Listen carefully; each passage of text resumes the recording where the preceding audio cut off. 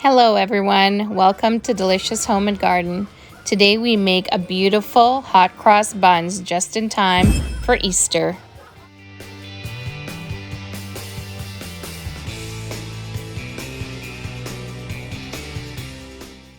If delicious homemade bread is your thing, then this is a must-try recipe.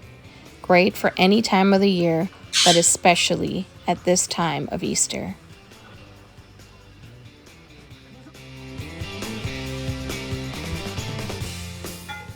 Hello everyone, good morning, good afternoon, good day, whatever time it is that you're watching this video. Today, because it's Easter around the corner, I decided to share my cross bun recipe with you. This can be made any time of the year. I make mine, just for a treat on the weekend. And for this recipe, you're going to need 3 cups of flour, a cup of fruit. This is the ones I have soaking in rum and wine in the basement, and you can see the size. It's like that. So in this bowl here I have some orange peel. You can see these ones here. You can buy this at the bulk barn. It's about 1/3 of everything. 1/3 of orange peel, 1/3 of blueberries, and 1/3 of currants. So this is a mixture I just keep on hand. It's good to just put on ice cream sometimes. If you don't like rum or you don't use alcohol, what I would do is soak it in some apple juice, or you can just use water. You just need to reconstitute the dried fruit, and you need about 1 cup of that, okay? If you don't like fruit at all, then don't use it. If you don't want to see the fruit, then give it a little bit of a blend, and you can cut the fruit in half if that's the case, okay? You also need a stick and 1/4 of butter. Here we have some spices. I'm gonna grate half a nutmeg. This is a teaspoon of cinnamon. Here we have half a teaspoon of clove, half a teaspoon of allspice, and this is my homemade grated ginger, dried ginger, because when I buy ginger, it's always like a ton in the pack and then it goes bad on me. So I chip them up and dry them, and then I put it in the coffee grinder and make my own fresh ginger, and it smells really, really good. It's a good thing for you to do and have on hand. You can make ginger tea with it, put in your curries, your stews, so many uses for that. And when you buy 1 bag of ginger, you don't have to buy that probably for the year. I'm gonna need 1 pack of yeast. You can use this quick rise or just regular yeast. If you don't have it, then just use 1 tablespoon if you have the jar, okay? This is half a cup of brown sugar, half a teaspoon of salt, and grated or chopped lemon zest, 2 eggs. The reason my eggs are all broken up like that is because I was making these with the kids, blown eggs, so we blew them out, and then voila, we made these. A great activity at Easter to make with your kids. So, and then I have 1 cup of warm 3% milk, okay? So first things first, we're going to bloom our yeast.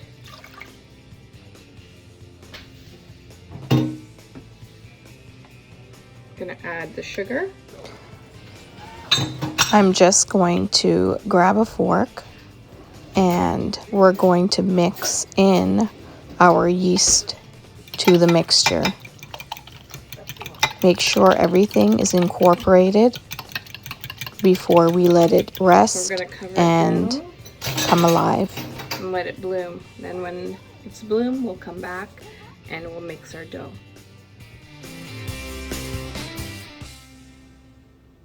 after about 10 minutes and the yeast has risen. I'm just grating my nutmeg over the egg because the bowl is nice and wide and that way I don't waste anything. This is great, eh? This is a rasp. They just put a handle on it. Normally a woodworking tool. I love these for grating lemon zest. You can do anything with it. Okay, so I think our yeast is pretty much risen. And what I'm going to do now, sorry guys, this is, I don't normally work like this, but because I have to show you, then that's why.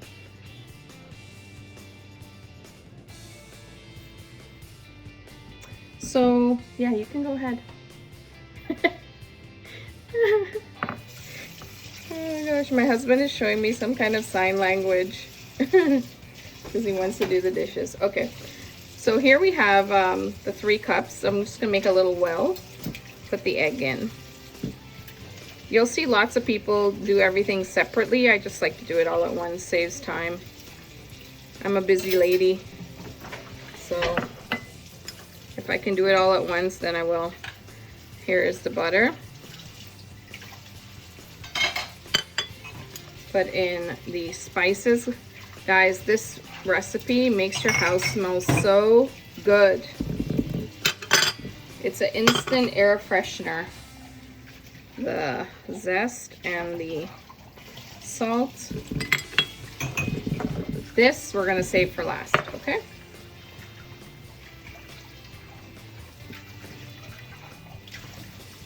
Make sure to get everything in there. This is a good time to talk about what you eat with your cross buns. Every culture eats something different. Some people just have butter and jams. In the Caribbean, cheese is really, really big. That's when the cheese sellers make a killing. The yeast is nice and fluffy, see that? That's what you want. If you don't see any action with your yeast, no bubbling, nothing, then start that process again. Because then your dough will not rise. It's happened to me. I just add another pack of yeast from a different container, and then it usually works. So we're going to move this to the mixer now.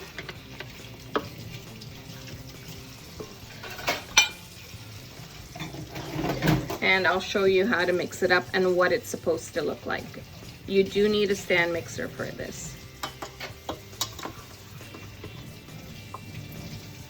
So I'm just getting my mixer fixed up in a way that you can see inside.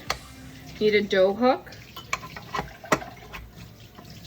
And you might need to add a little bit more flour, but this dough is not going to be going to the clean bowl stage. You know, like it's going to have to be a little sticky. And that's how the bun stays really soft in the center. Okay, so we are looking for a stickier dough, but not too sticky. Okay.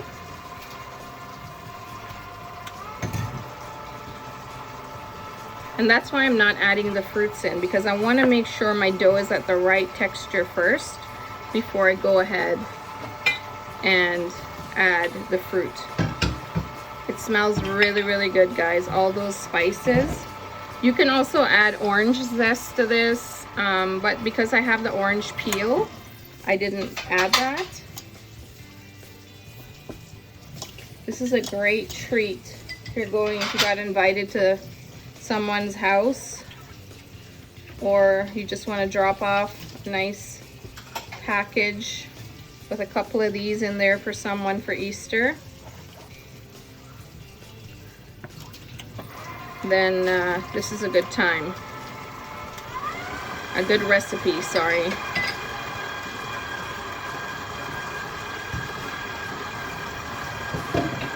So this mixing process basically takes about 6 minutes till I get the dough the right texture, And then I'll add in the fruits and let it mix for another 3 minutes. And that's about it.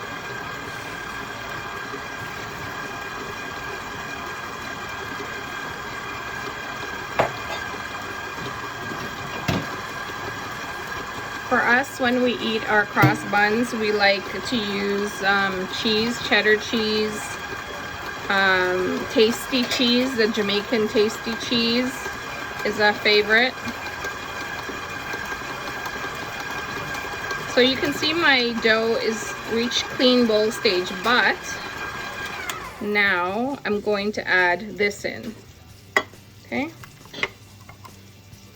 And this has a lot of moisture.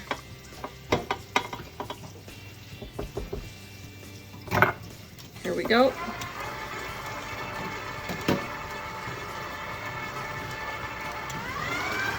And now I'm going to let this go for 3 minutes. So 3 minutes to mix the dough, and then 3 minutes after you've added in the fruits. 6 minutes altogether.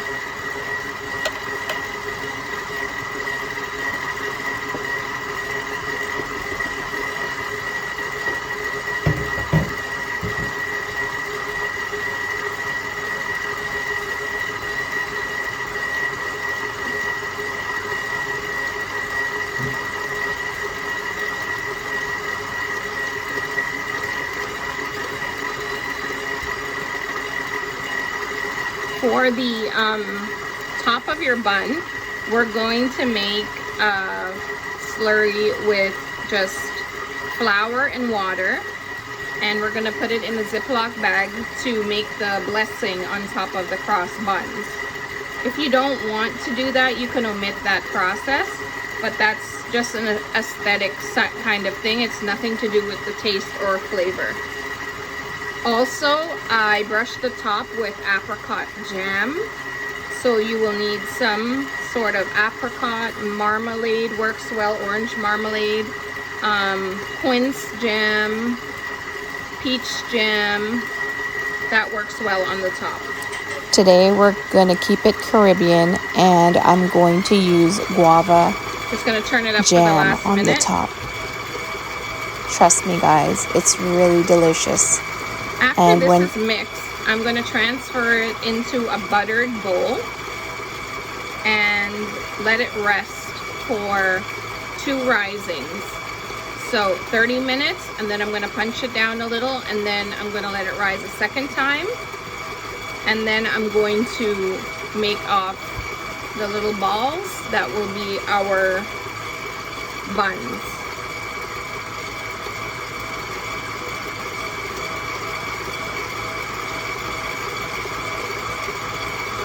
And then we're going to leave it in the pan to rise again for just 20 minutes at that time, just to let the dough rest.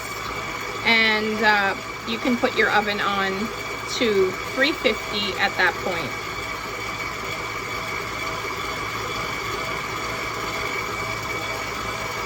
Okay, I'm going to show you how the dough looks now. So before I put in the fruits, it was at a clean bowl stage, which means the bowl was totally clean and the dough was held together. Now it's sticky, and this is exactly what we're looking for. You see that? Not runny, but sticky. Okay? You can see it comes off all together. See that? Okay. So let me get the buttered bowl and we will transfer it.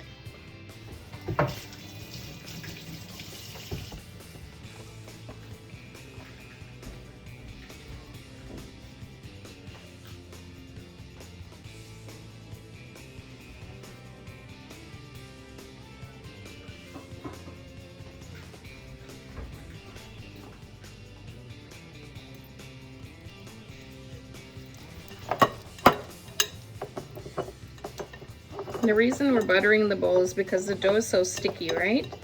I do this with my regular doughs also. The extra butter, I just leave it on the corner here for the top. Okay. So you can leave the extra butter here in the corner.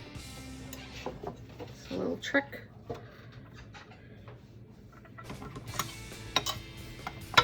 And now we're gonna try to get everything out of the bowl.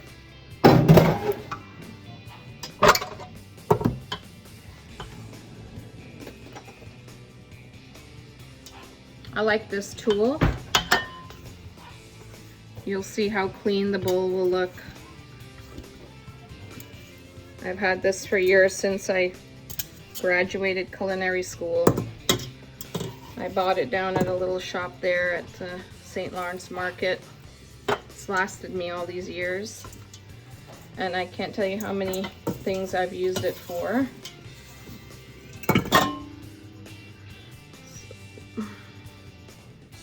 You can see it's a little warped from heat, probably from being near the stove. And it's got a little handle, and in here it has a teaspoons to milliliter measurement, which is kind of nice. Okay, so now for the extra. I'm only making this much. This I usually make 3 or 4 times this recipe.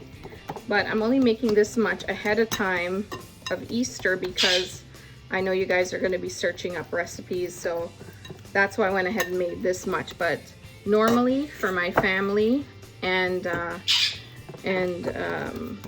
around the house, I usually make 3 or 4 times this recipe.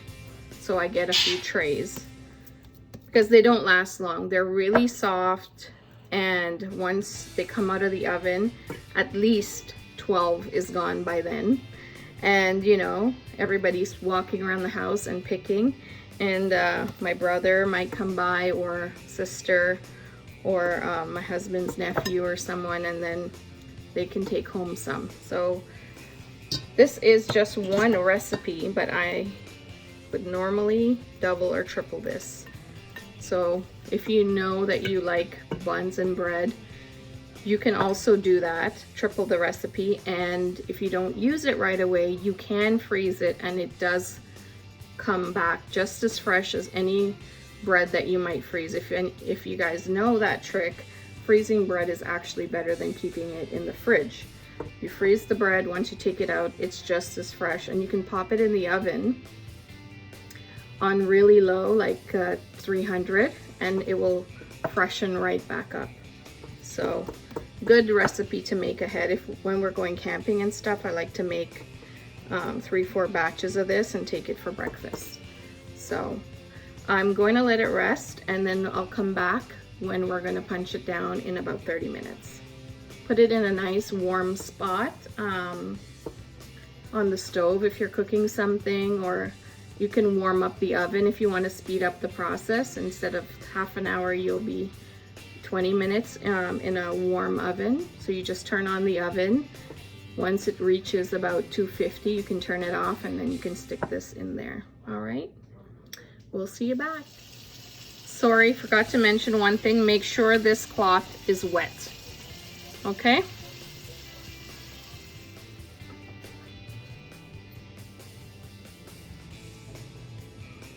Okay guys, first proofing should be ready. Let's see. Oh, we got some rise here. So you can see it's not as sticky as before. We're just gonna knock it down a bit. Flip it over.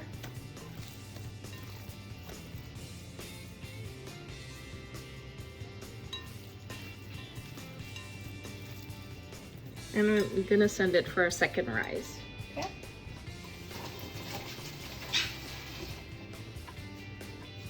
I'm gonna wet my towel again.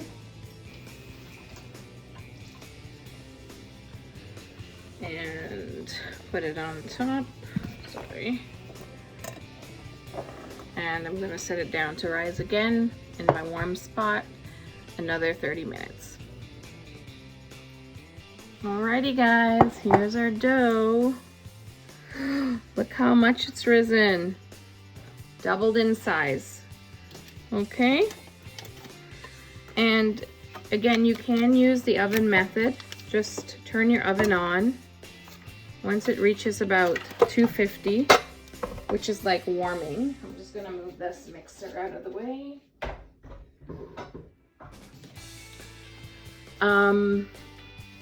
Yeah, turn your oven on to 250. Once it warms, then make sure you put the wet towel on top of the dough. 20 minutes and it's ready to punch down, and then you put it again for another 20, and there you go. Okay, at this point I'm going to put my oven on to warm, and I'm going to turn it on to 350. Okay, and you want to get your baking pans ready, because now we're going to make off the dough. Okay, so first I'm just going to punch it down.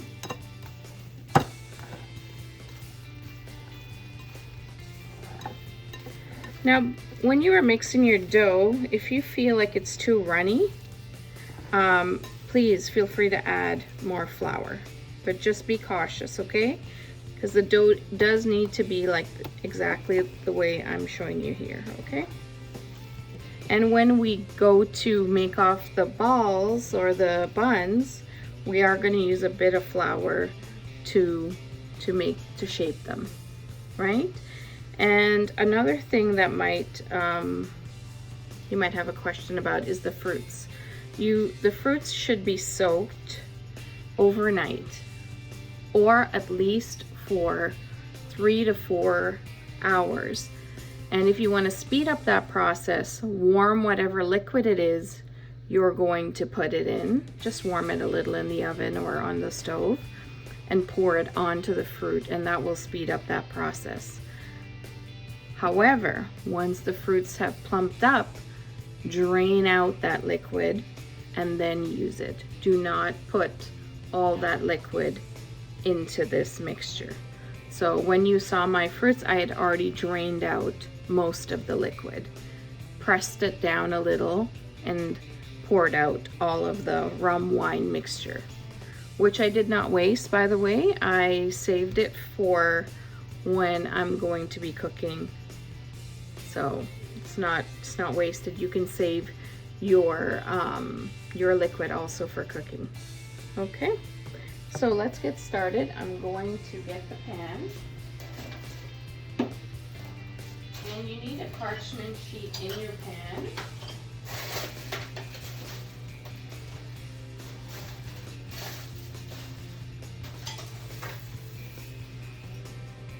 Okay.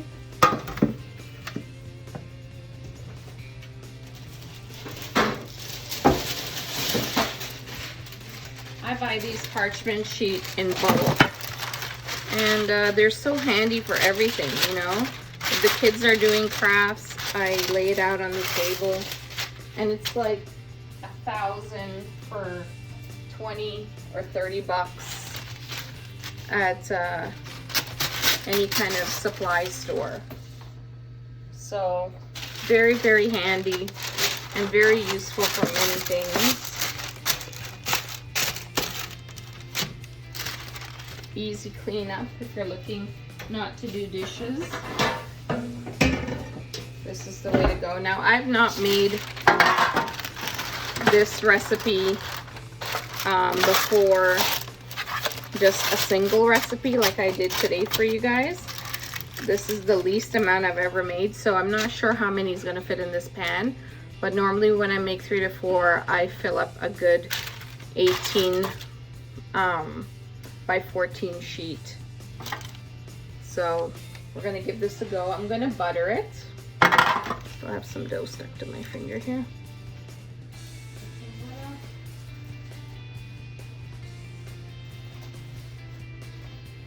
If you use like a spray degreaser, then go ahead. I've never used those things, so it's always butter for me. I don't really use margarine either. I just figure if something's gonna stay on the counter and never go bad, then I don't really want it in my system. They all have to expire. So I want food that expires. I don't want too much preservatives and fake things in my body. I'm gonna give my hands a wash.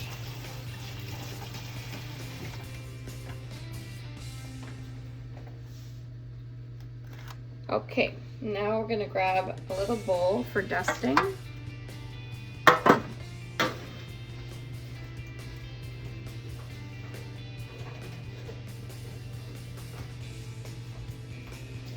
I have my measuring cup here. Just a little. I'm gonna spread it out. The dough smells so amazing, guys.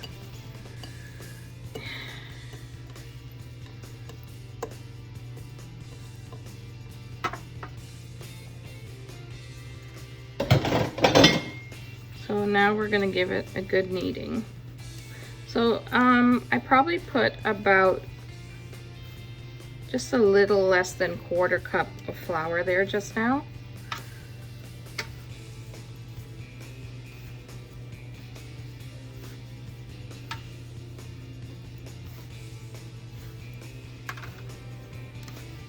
Still want to maintain that stickiness, but just do it enough that you can form and shape your ball.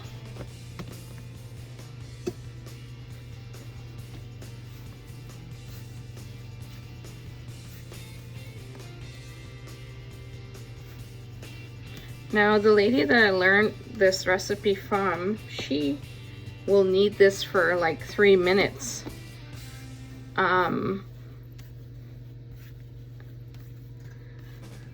So don't worry about if you're gonna overwork it.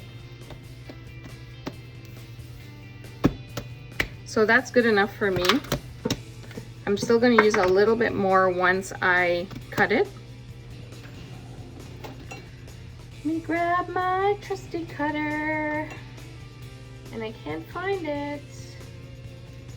It's right in front of me.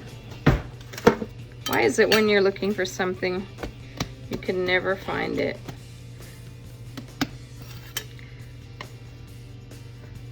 So what they say, the more you look, the less you see.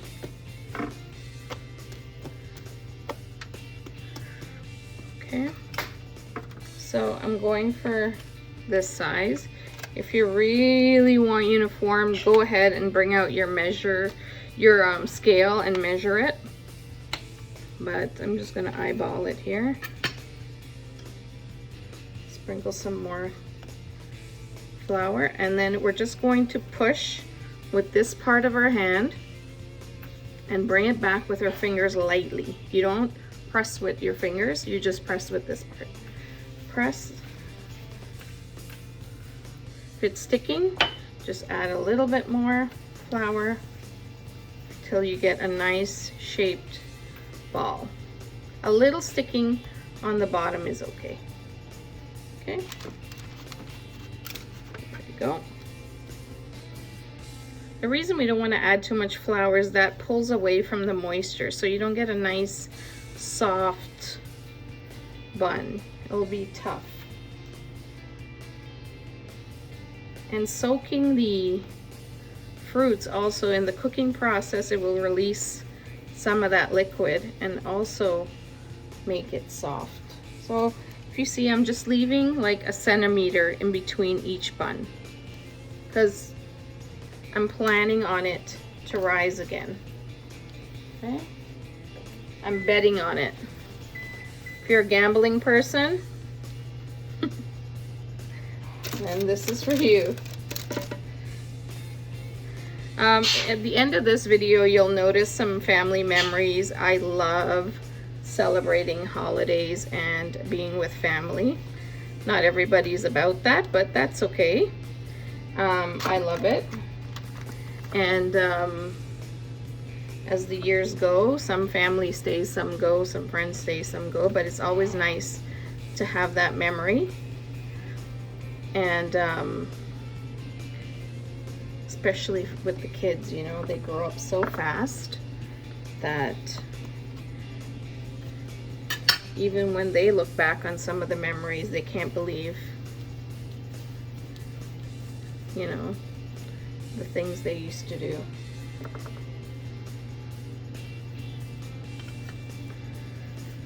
Yeah, so at the end of this video, I posted some photos at the end and things we do for Easter.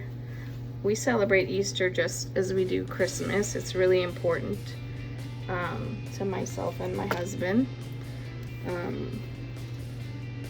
Easter being the time I was baptized, and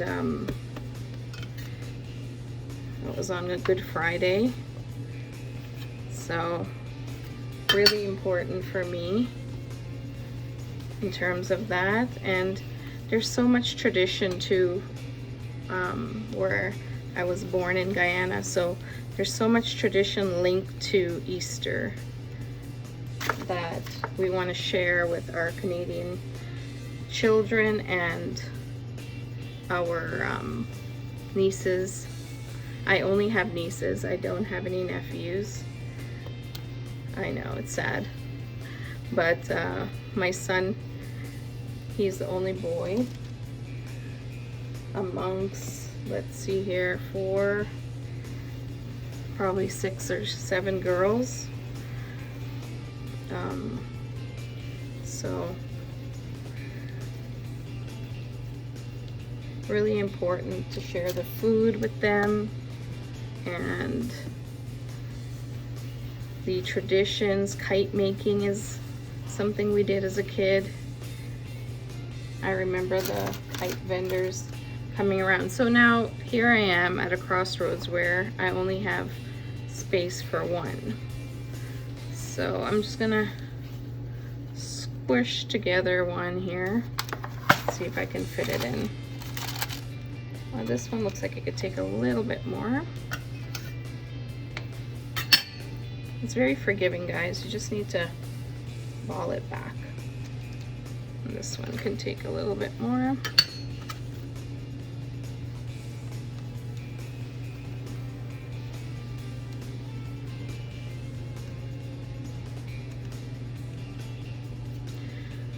I love this with a cold glass of cream soda and some cheese.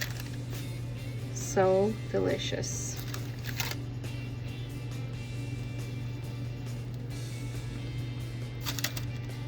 We already have my cheese ready. The boys have already getting their butter ready. So here it is. I'm gonna let it rest again for another 20 minutes.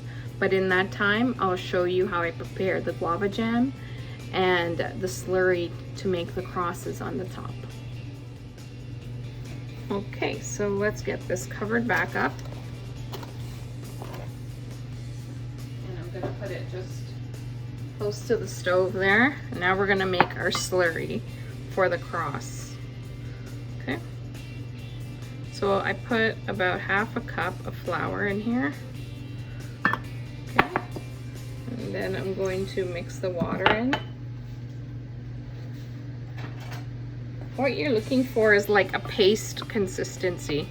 If you ever made glue as a kid, that's basically what you're looking for here.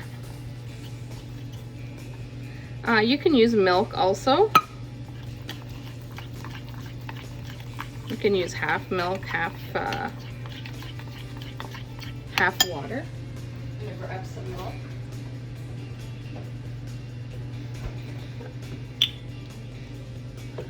So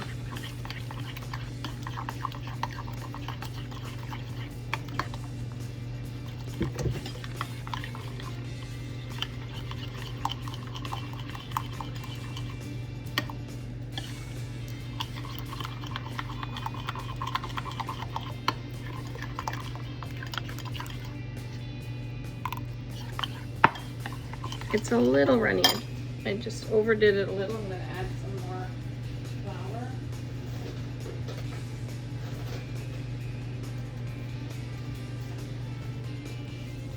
That's about a tablespoon. Yeah, this is perfect now. So it's like a pancake kind of batter.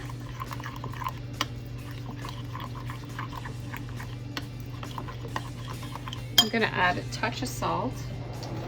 I like to season everything that I put on my plate, so I don't want to take a chance that something might taste bland. And just a little teaspoon of brown sugar.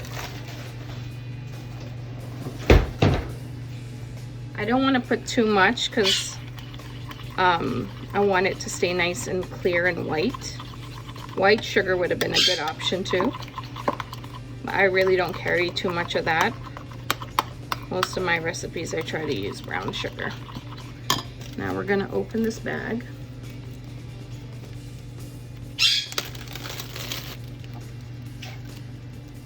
Over the cup.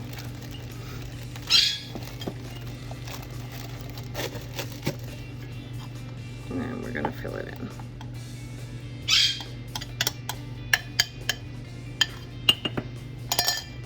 Okay, so that's one down. Next we're gonna prepare the jam.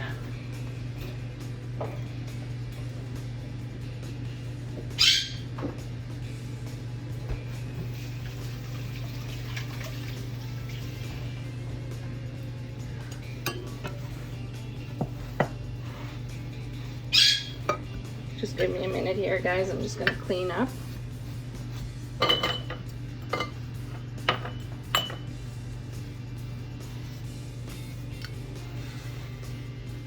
Everybody's got flour on them over here. I'm so lucky, guys. I don't have to really do any dishes, hardly. My husband and my son, they are always helping me. So all I get to do is cook most of the time. I do the dishes, but if they're home, then they help a lot. So now for the jam. I'm just gonna tilt you guys a little. Okay, so we have our guava jam here. Okay. Jay, can you pop open this bottle for me, please? Doesn't want to open. It's giving me a hard time. So now once we got our stuff in the cup, easy peasy, we're gonna zip it up and try to get the air out.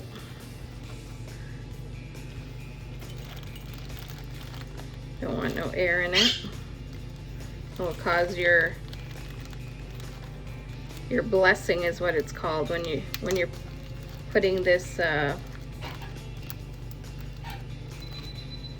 when you're putting this on the cross bun. It's called blessing the cross bun.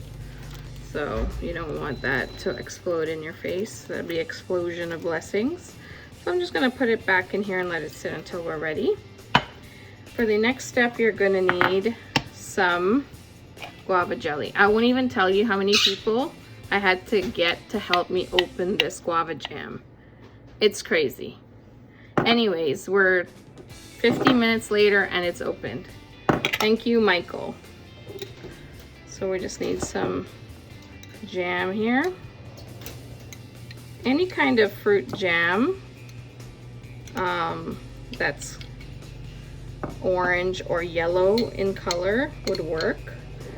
I wouldn't use a raspberry or a strawberry. And that's probably more than enough.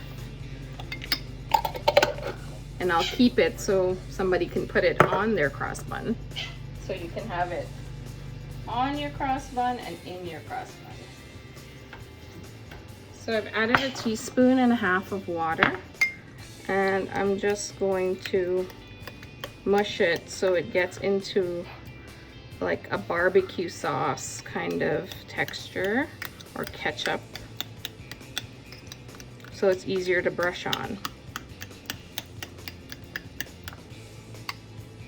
smells so good, guys.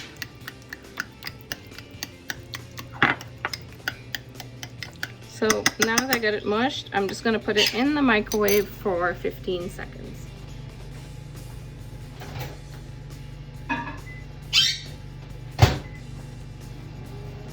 Warming up jams and jellies always makes it runnier and more pliable. If you're adding anything to it or sugar or anything like that, just warming it up a little will do that. So once the bun has risen for the third time, then we're going to place it into the oven, which is almost at 350. Here we go. And this is what it looks like warmed up, okay? With a teaspoon and a half of water. Okay. Smells amazing. I think I might have made too much, but it's okay. I can save it and make barbecue sauce with it. I make barbecue sauce with my guava jam. So, let me taste this. Oh my gosh. It smells amazing and tastes even more amazing. Okay, set this aside until it's ready. Here we go. Let's see what's happened. Ooh. There isn't a lot stuck to the thing. It's okay. Not a big deal. To avoid that, I could have floured it, but I don't want to add too much flour. I'm just brushing the top with milk, and you can see how they filled in the area. Just lightly brushing with some milk. Did I say flour? Sorry. I'm so excited to eat this. It smells so good.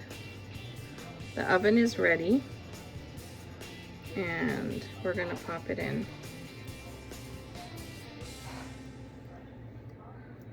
A little bit of milk, and that was about a tablespoon of milk. Okay, I'm gonna pop it in the oven, and we'll be right back. It's a 15-minute mark. I'm just gonna rotate it.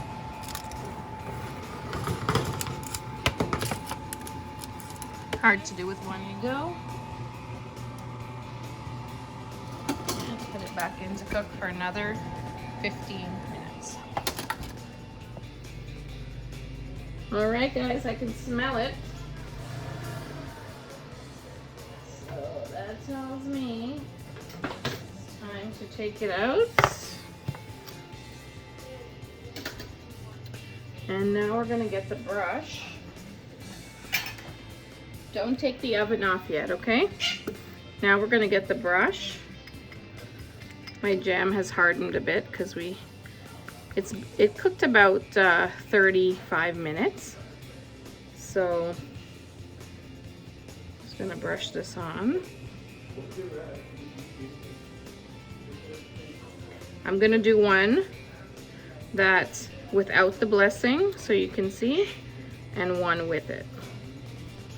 Okay, so I'm gonna brush this on. So these ones don't have the blessing.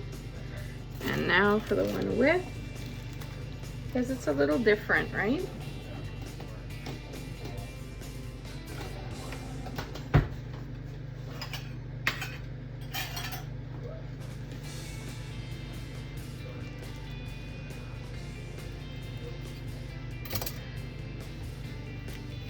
So you want to cut the bag in half. Oh, now if that happens, just get a paper towel and wipe it off. Not a big deal. It goes really fast.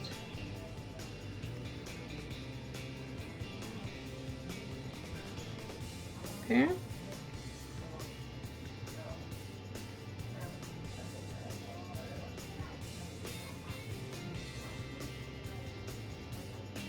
And that's basically the blessing. So I'm going to put it back into the oven, 5 minutes.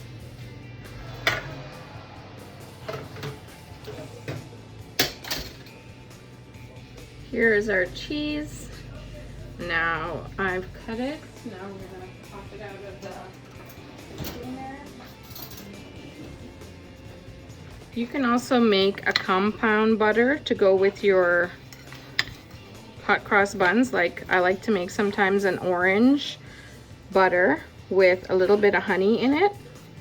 And then I put it in the fridge, and then you can take off little slices of it to put in the bread. This is the hardest thing about the tasty cheese, is to get it out of the can. All right, so I think I succeeded. Get all the scrapings. Okay, and there we go. So this is I'm just grating some lemon. You can do oranges. That's the butter.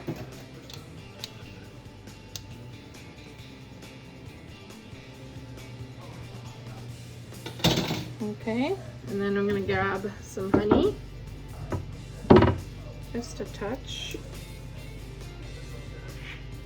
Yep. Right, Peter? Are you excited? Are you excited?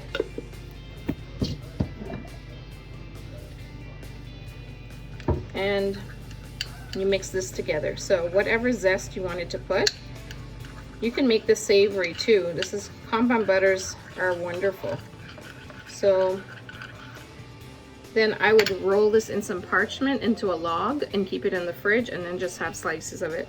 But because we're going to be using it right now, I'm just going to leave it right here. The boys don't really care about aesthetics right now. They just want to get those cross buns in their belly. Okay, 5 minutes. Now we're going to brush the ones that we blessed with the jam. Okay.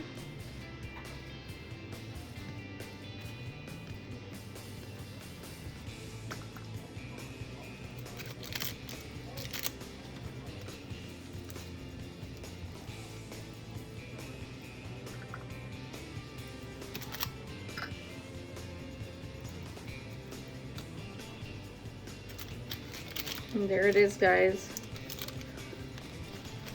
After 40 minutes in and out baking, it's ready. You're gonna let it sit for 10 minutes and then you're able to cut it. Anytime you bake bread, you must let it sit 10 minutes, at least 10 to 15 minutes. And I hope you enjoy this with your family. I will post some pictures of us enjoying it.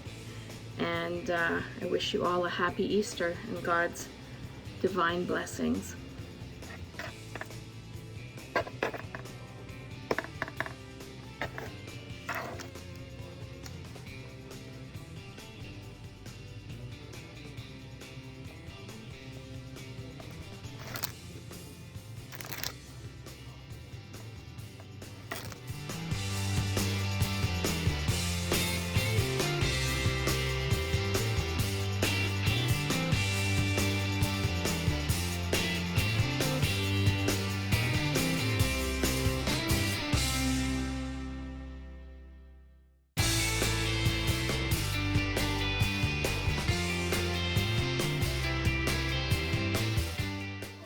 Here's a little Easter fun we've had over the years.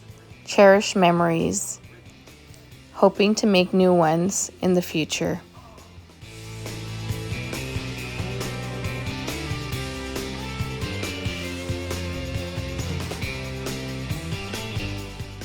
Whoa, awesome. Wow. Those eggs are going to be beautiful. Yeah. Oh, turkey! Easter fun with Auntie. Here's our finishing eggs, guys. This is so much fun. You guys can do this with your kids or your spouse or whoever. but they're just beautiful.